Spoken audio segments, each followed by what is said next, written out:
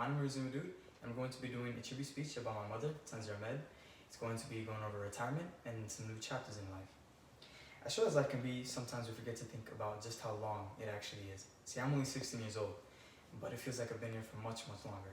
Take my mother, for instance, who's 48. She's seen 3 times as many things as me. Imagine that. She lived through only my time span, but 2 times as long as that. I can begin to imagine what that feels like, but seeing how her story contains many unique and chaotic events within it, I'm in awe about how life truly is. A mother is probably any young man's closest person, and I'm not one who has too many relationships with people, so she is the closest person that I know. I've had the first-hand pleasure of seeing the type of amazing person that she is. For the 6 years of my life, I've not known anyone longer. From the moment I've been put on this planet in her stomach, to the point where she was holding me in her arms when I took my first breath, to now where I'm giving this speech with her in attendance.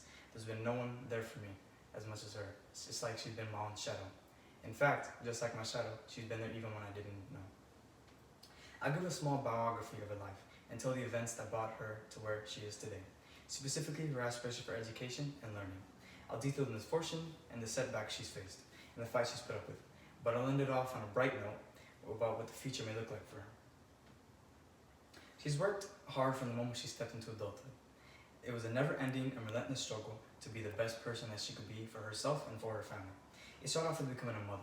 At the young age of 21, she married to my father. Devoted to her husband and surprised with a young child, she left Nigeria, where she and my father had both lived for 10 years, and moved to Bangladesh, their home country. She had been an engineering student, but with the coming of a child and her husband's aspiration, my father, to play professional football or soccer, they moved back and she decided to put her education on hold to support her family. My father's sporting career didn't go as hoped. With no reason to stay in Bangladesh and the ambition to seek out a better life, they moved to the United States as immigrants in 2001 with my older brother. They came as students to the University of Pan American, now named the University of Texas Rio Grande Valley, and she decided to pursue her education again, this time in communication. She began working part-time as a full student. Juggling education while supporting her family financially, she began to take classes again in bachelor's degree, and she graduated in 2004, which is actually the same year that I was born. She took her finals just 1 week before I was born. Still working 3 jobs and 10 classes, she would go on to graduate with a Bachelor's of Arts in Communication within the coming semester. She'd been through a lot, but an unfortunate thing about childbirth that they don't tell you is the health effects that it can leave a woman and the things that still last there even after the child is born. After giving birth, it was discovered there was a cancerous growth in my mother's thyroid. Luckily, they identified it fairly early, and it was not serious in most cases, but they still needed to perform an operation to remove her thyroid glands. Ever since then, she's been in a constant battle with health and condition. She developed side effects of the medicine and developed certain conditions such as arthritis, prediabetes, fibromyalgia, anxiety, and a few more things. Despite that, she continued to raise 2 children while working in the UTPA and international programs. In 2009, she returned to school for her master's degree, which she would finish in the spring of 2011. And she would continue to work with the university in human resource and assessment all the way until even through the name change to UTRGV. She even began a short teaching career where she would be a part-time professor and instruct a business course as an adjunct faculty. With this experience as a part-time professor, she decided to pursue that career even further and take graduate classes in business management. She wanted to become a full-time professor with the great opportunity of both teaching and research. However, she would have to take a medical break and she wouldn't be able to return. As I alluded to earlier, she was facing constant battles with her health issues.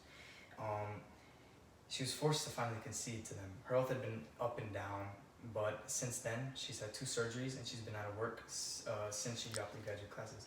She's now decided to retire from that aspiration. But as I said, she's lived a long life with many chapters. She's only 48, and hopefully she has a few more chapters waiting for her. She's not given up yet. She's always been passionate about 2 things: cooking and moving through around my stuff for no reason. She's always been a very good cook. I've had a wonderful time in enjoying that talent of hers. And with all the time on her hands now, she's now looking at the possibility of opening up a bakery to maybe delve into making her own desserts, sweets, and candies, where she can develop her own menu with her own bit of her own tastes. Additionally, when I say she's a passionate moving things around, what I mean is she has a good eye for organization. She's actually getting into the possibility of interior design. One thing that I can vouch for that is ever since moving to California, I've realized that her organization and design of placing things within the house is actually something I took for granted because she designed her house back in Texas where we used to live. She hasn't had much time to outline any details, but seeing at least one of these two things happen and come to fruition would put a smile on both of our faces, as it would be a beautiful thing for her. Well, you've just taken in a very, very summarized version of the life of one of the greatest people that I know. Hopefully you've been touched or impressed by the tale of a young mother and a supportive wife who had the grit to work as hard as anyone possibly could and get an education for herself while working better for family. And hopefully you've been humbled by the fact that in life there are many things that it can take from you, even when you've had to sacrifice in order to attain them. And hopefully you've been shown that even when life looks like it's got you down and there's no way back, you can still walk and tread a new path as a trailblazer and not as a lost soul. Maybe you're not necessarily impressed or humbled or brightened as I am, but to this day I am, because this beautiful woman, who I call mother, still finds a way to impress me, to humble me, and fortunately, brighten my smile. It's been a long life for my mother, but she has no intention of calling it quits. As I've said, she's been through many chapters, but that does not mean that this book has come to close. Sometimes you can think of life as a book of three authors. The universe, or God, or whatever, or whoever power you believe there to be, is the first. You are the second. Both authors take turns writing the events that fill each chapter and creating the story that someone as myself could sit down to soak in as a fresh experience. Fortunately, my mom was there, and because of how close I am to her, it's almost like I was there too. In the latter chapters, I actually was there.